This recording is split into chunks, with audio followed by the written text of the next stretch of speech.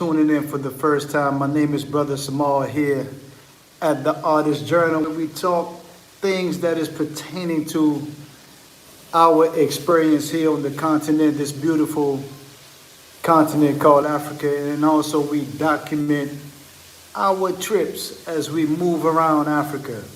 And from time to time, I love to talk about things that's pertaining to our people, the black experience / the African experience.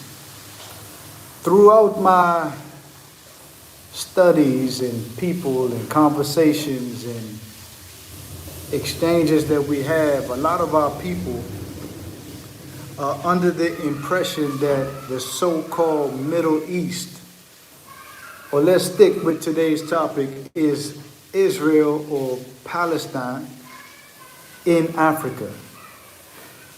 That's what we're going to talk about today, family.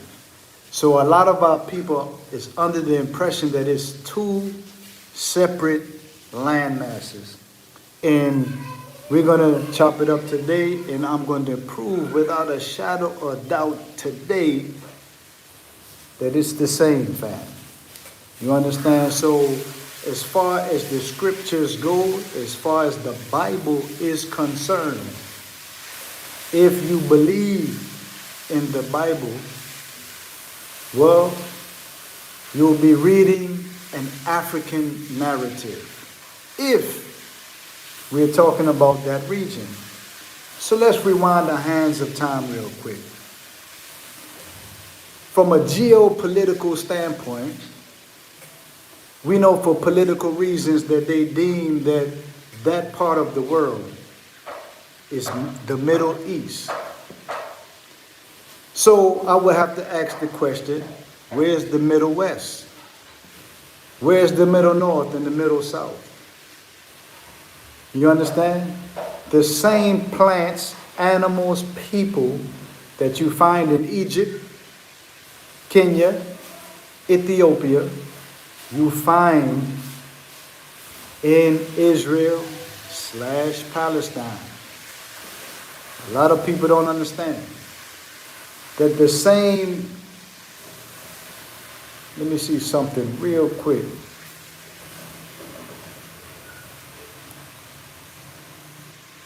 The same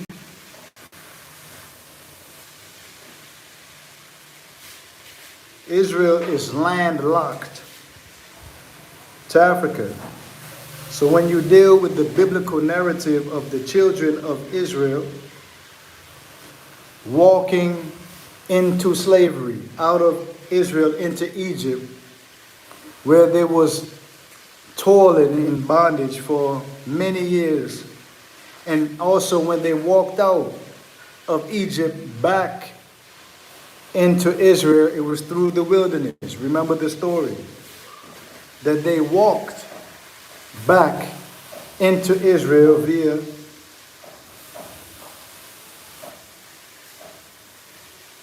the wilderness.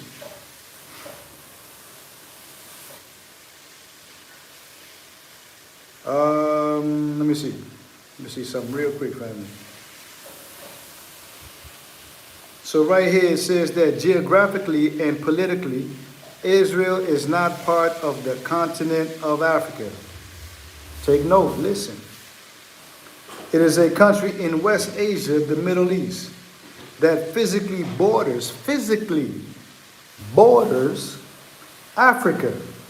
However, it is located very close to the African continent and shares historical and geological connections. Israel and Africa share the same tectonic plate. Tectonic plates is what binds continents together.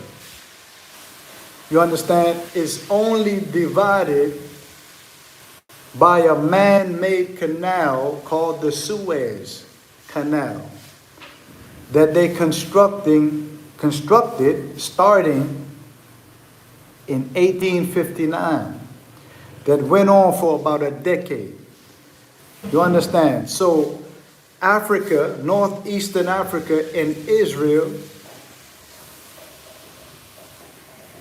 Palestine slash Israel is in fact northeastern Africa, only to be divided and separated via politics. Politics, family.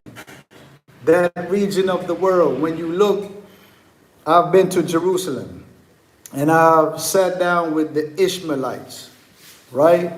These brothers and sisters are jet black. Jet black. And they said that their presence in Israel date back thousands of years. But we have to understand that, okay, let's say thousands of years. When we talk about the Prophet Muhammad in Islam, that dates back, they said that the Prophet was born 570 AD. So we're talking 1500 years ago. So if the African presence was already in Israel, they predate Christianity, Islam, Hebrew, whatever you want to deem or call yourself, the African was there. You understand that these religions that came into play, remember Muhammad, peace be upon him, right, wasn't born a Muslim. The story goes that the angel Gabriel choked him and then he uttered, you understand, the Quran. And that's how the Quran came into existence / Islam. But prior to that, he was a brother. The same thing goes back to the father of many nations, Abraham. It said that before Yah, or the Creator, blessed him to be the father of many nations, his name was Avram. It wasn't Abraham. You understand? And then he took on Hebrew Israelite faith, doctrine, and tradition. Right? So most of our people, the point I'm getting at is most of our people are converts. We don't start out the womb being a Christian, a Hebrew, you understand, a Buddhist, a Muslim. We don't come out of the womb being these things. All of us, for the most part, are converts. These faiths or these spiritual systems were created, you understand, by men. So going back to is Palestine / Israel, and I keep saying Israel / Palestine, Palestine / Israel. For those of the listening audience that really not understanding where I'm getting to, is that depending on who's in power, dictate what that region is. You understand? So whoever you talking to, you understand, you would either yield to one side or the other. But prior to all of these faiths, Judy, peace up, Akil, peace up, my good brother. Prior to all of these faiths, we were Africans in an African land doing African things. You understand?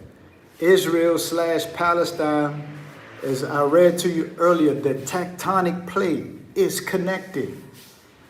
The so-called children of Israel walked out of Israel into Egypt. And the story went on. Moses said, let my people go. And you know how that went. They walked out of Egypt back in to Israel on foot. And the story reads that Moses didn't get in because of his vexation towards the people. But the people got in. You understand? So they walked in and walked out. Land is connected. Wasn't no sea involved. Now, if you go to the book of Deuteronomy, the 28th chapter and the 68th verse, it said that the children will go back into Egypt, but this time by the way of ships. And if you read, Genesis, the 15th chapter, the 13th verse, it said that, and Abraham's seed will be sold unto their enemies as male and female slaves. And go back to Deuteronomy, it said that you will go back into Egypt, but this time by the way of ships. By the way of ships. And we look at the Mid-Atlantic slave trade. You understand that we went from one continent, Africa, to the Americas, to Brazil, to South America. We were sold unto our enemies as male and female slaves. So what they was gesturing at in the Bible was that we walked into Egypt the first time, but this second captivity was going to be by the way of ships. If you believe in the scripture or the Bible, what are we talking about? All of the stories in the Bible talked about the 4 rivers going out to water the Garden of Eden, right? These 4 rivers stem from Ethiopia, Tanzania, Kenya. Don't take my word, look it up. We talking about the Pishon and the Gihon, which is the white and the blue Nile. We talking the Hiddekel in ancient time, which is the Tigris River. Don't take my word, look it up. And also the Euphrates, which is the 4th river. And that river never changed its name. So these 4 rivers, it said that that's where man, Adam, was placed in the earth by God.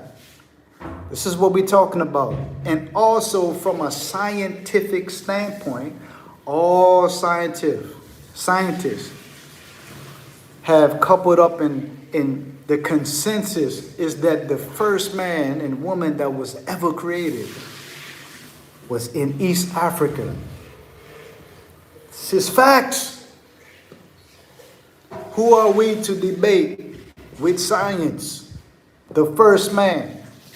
So if you believe in the Bible, this stamps that Bible narrative far as Adam being placed in the garden where God breathed into him and then he became a living soul. So we're talking about an African people, African history. You understand? An African narrative. So when you pick up the Bible, these are African characters, we have to say. We have to say Israel and Palestine is landlocked to Africa, only divided by a man-made canal called the Suez Canal. Undisputable historical facts. All we have to do is Google. All we have to do is turn a page or two, crack a book, and it's right there. So a lot of people, they trip us up when they talk geopolitical terms like the Middle East or the Levant. All of these high classical talking points which confuses people. But all you have to do right now, family, is go to Google, pull up an African map, and go to the very top of it, to the right of Ethiopia on top, and to the right of Morocco and all of these places. Go to the far right, and you're going to see Egypt, and you're going to see Israel right there. It's landlocked and share the same tectonic plate. What are we talking about? If you look up right now the African presence in the Holy Land, the so-called Holy Land, yo, I don't have to do a lot of talking. It's all there. And a good brother of mine, he has a beautiful channel. He lives actually in Israel. And I'll put his name and platform in the chat. Well, not in the chat, in the description, so you guys can go there also. His name is Ashriel Moore. He does a lot of good work surrounding this topic. You understand? So I'm not going to stay on here long. I'm not going to be long-winded today. I just want to make a point to keep the energy flowing.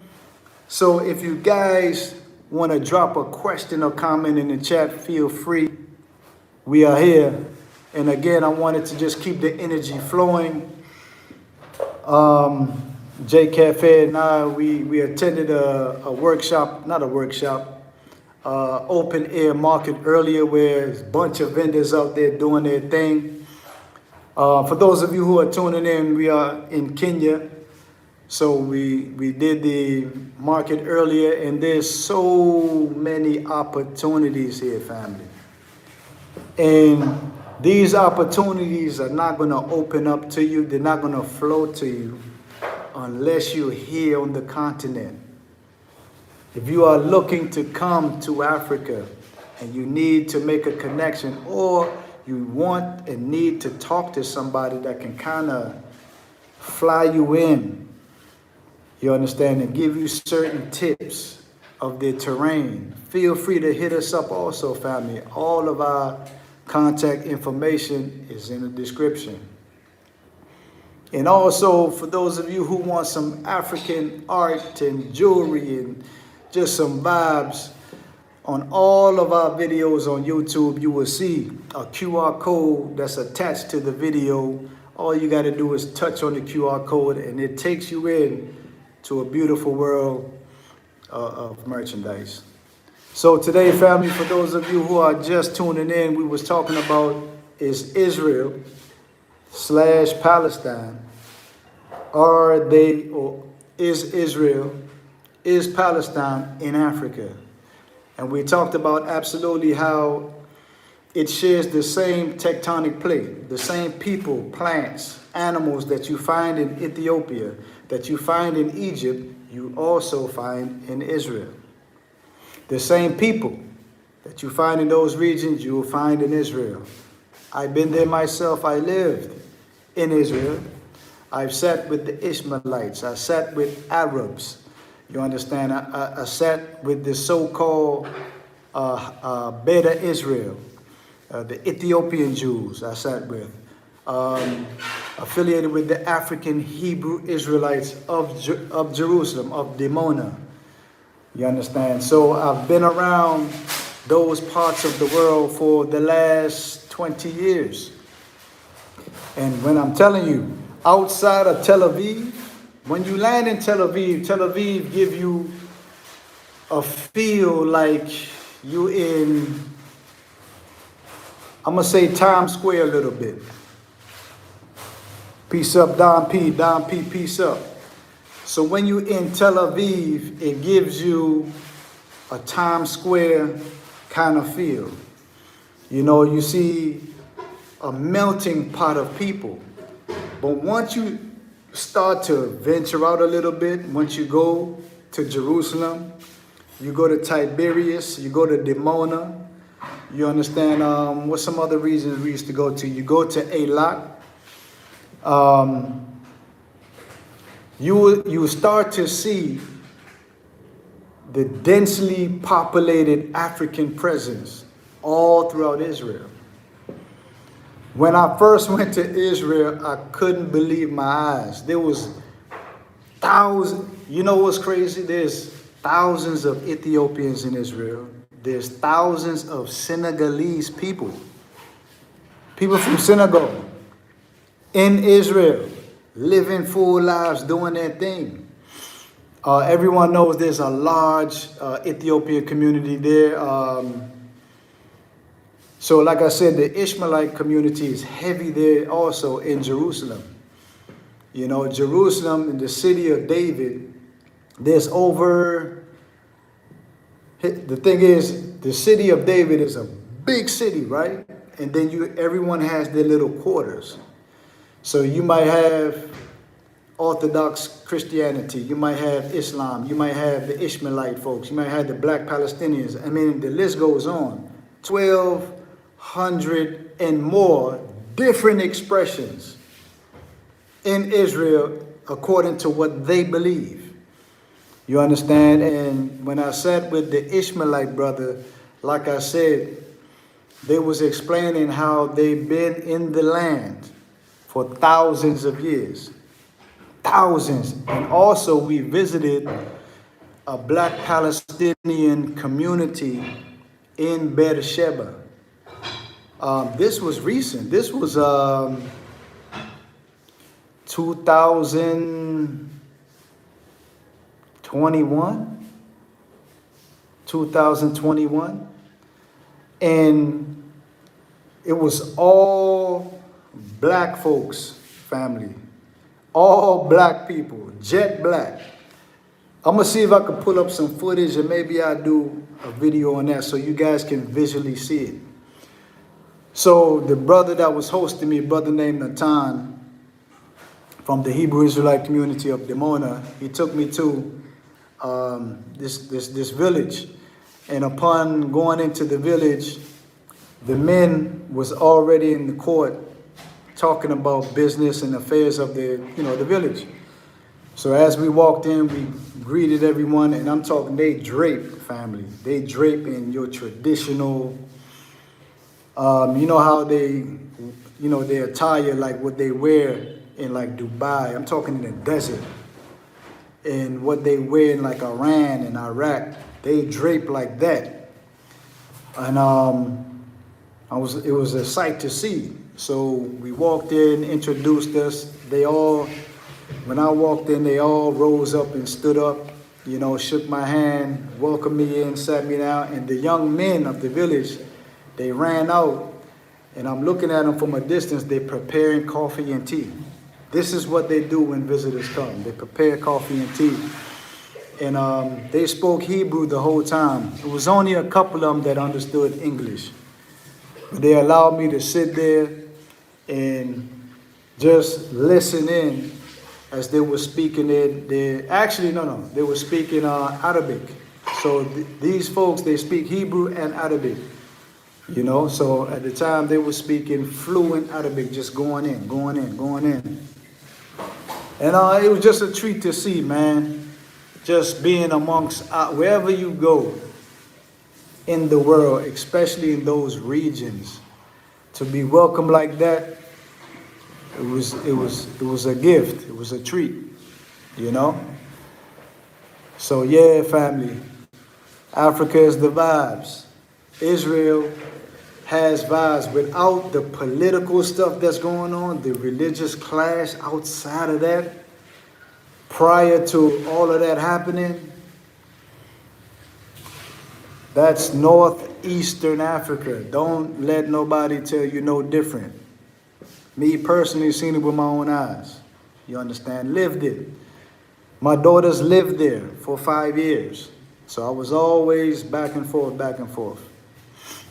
You understand? So for those of you who are tuning in, Don P, Nazareth means those who do not shave. Okay.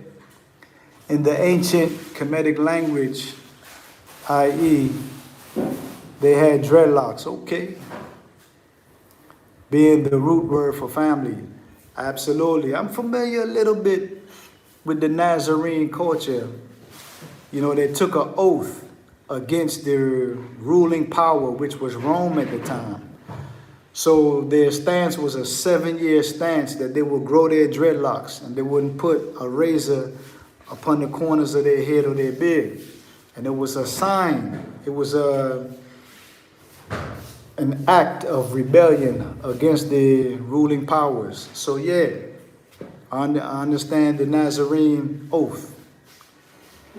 And even to further that, the Essenes was a little bit spiritually, I'm gonna say, out of this world. They went in, the Essenes, or what they call the pious ones, a little different.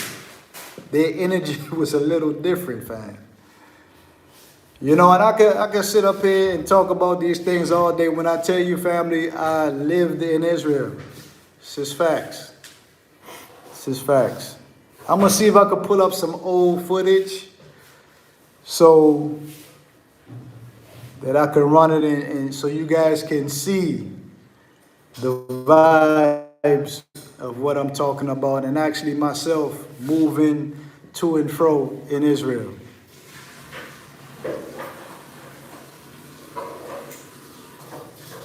But I want to say thank you all for tuning in. I know if you're in America, it's early there. It's about 9 o'clock in the morning. So I didn't expect an influx of people like that. Where I'm at now, it's 5 o'clock in the afternoon. So for those of you who don't know, I'm here in Kenya. We are building out J Cafe and myself, along with two local Kenyan artists. We are building out a platform called the Artist Journal. Actually, that's this platform, the Artist Journal, but we are building out Art Shop Artisans. That's our art platform, where we do realism paintings, we do environments, family members, pets. We do it all when it comes to art, family. So if you guys are interested, hit us up. All of our contact information is in the description, and we have a lot of paintings on our website, along with jewelry and other merch, t-shirts, hats, you know. Yeah, family. So, yeah, the Nazarene vow, the oath, fire, fire, fire. And also, family, I love talking about these topics because when it comes to spirituality, our people are the most entrenched and the most ingrained in these spiritual systems. My man Nose is back in the building. Peace up, Nose. I think you should do more topics like this. You have a lot of knowledge, man. Appreciate that, Nose. Appreciate it.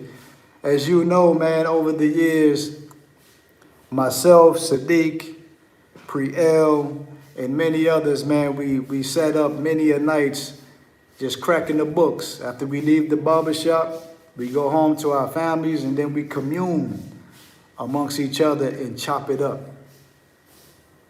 Yes, sir. Peace, peace, peace, Nose. Appreciate you, man, tuning in. It's always a blessing, brother. It's always a blessing, Nose. Yeah, so we always carry the motto that steel sharpens steel, you know. Get me to the brothers, you know, because your brother see you more than you see yourself. So we held each other accountable, you know. So, Knows, you came in a little late, brother. I've been on here almost 30 minutes now.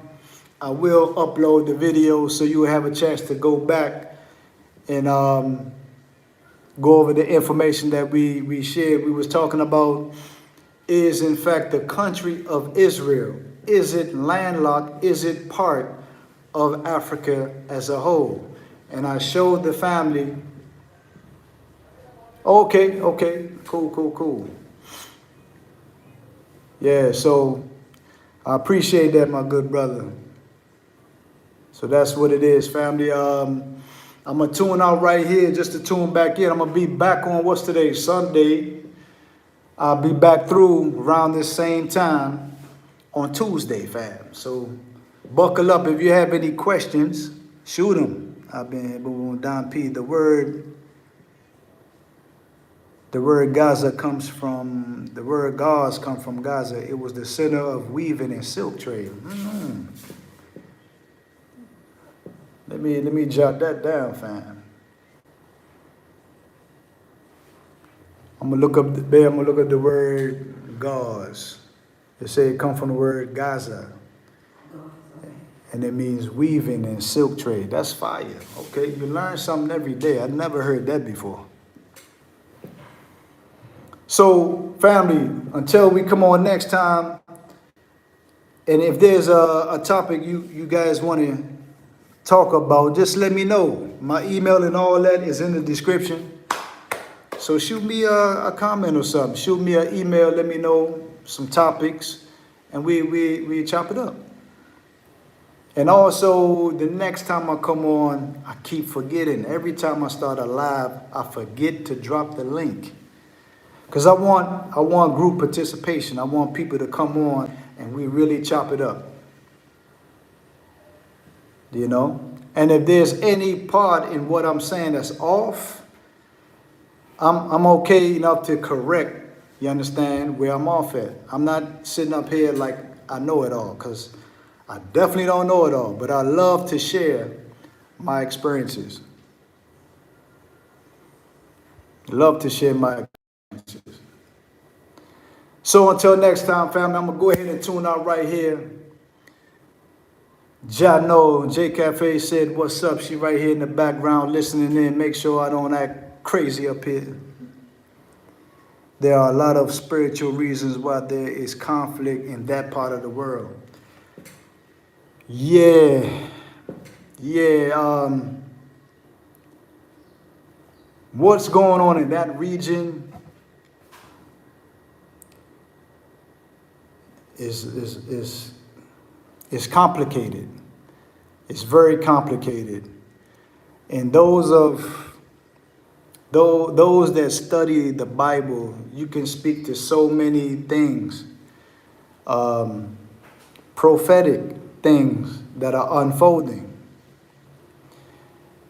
But from a political level, from an economic level, it's so plain to see. And guys like even Trump came out and said, well, we're going to make this beachfront property. There will be a lot of influx of people, money, etc. that comes in if Israel is to maintain control of that region.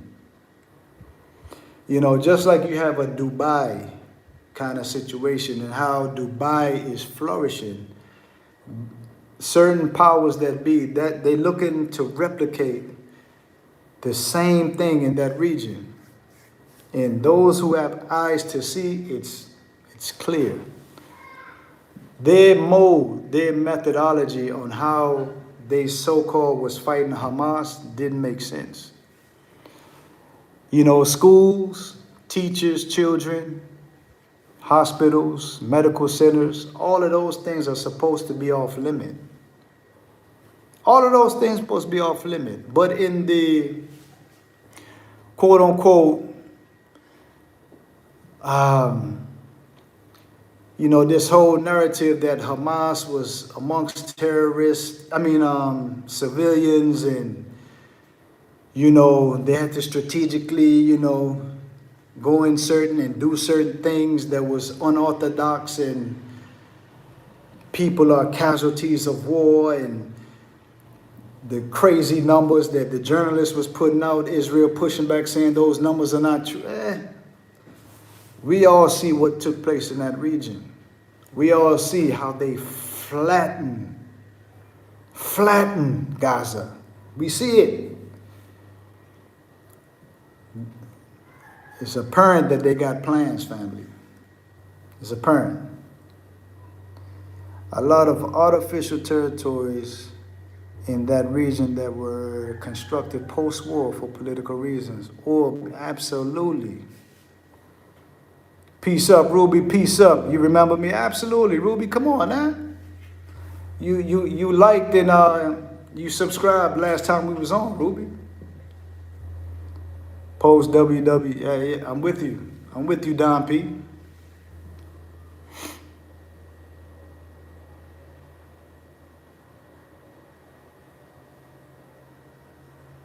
Yeah, I remember you, Don P.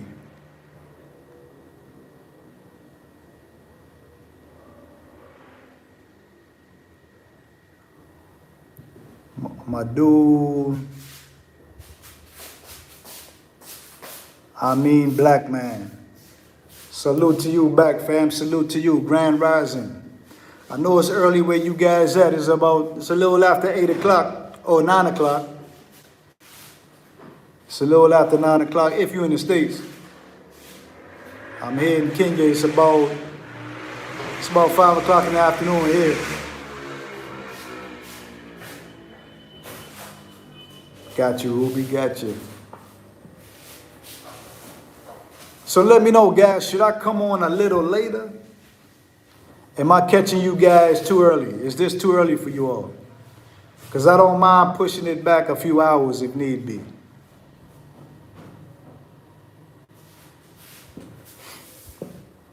They've been targeting that territory forever. That's a fact.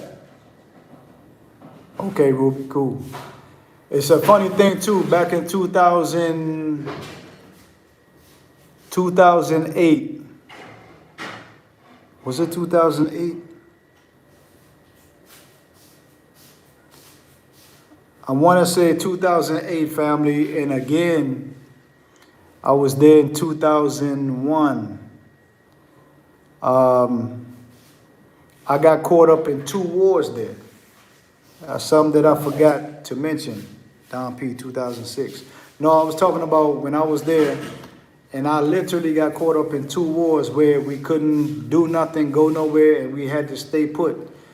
And also we had bomb shelters in case the sirens went off. We had to make refuge in bomb shelters. Appreciate it, Ruby. So that part of the world is absolutely, what you see is real. It's not a game. And my daughters lived there for about 5 years. Their mother, heavily into the community in Israel at the time. We moved the family there, and I couldn't make it. I had to provide, so I had to stay back in D.C. and provide. But I made a point, I would say every 3 to 4 months, I will fly to Israel. And the funniest thing, fam, flying into Israel is super easy. You go to the desk, you give them your passport, they stamp it, and you're free to go throughout the country. Sorry, Miss Like. Okay, no problem, Ruby. And you're free to move around the country. But when you're leaving Israel to come back to America, man, the kind of security checks and scrutiny they put you under, and they pull you to the side, and sometimes they take you to a back room. They go through all of your stuff, where you been, who you been talking to. And sometimes they hold you, fam, 10, 15 minutes prior to your flight taking off. But one thing's for sure, if you good, they're going to make sure you get on that flight. So I guess they communicate. Wow, okay, my mom's been there lots as well. Okay, cool. So they make sure they do their communication, and they make sure you make that flight. But they know exactly who you are when you coming in and when you leaving. They know. They don't play no games in that region. They don't play no games.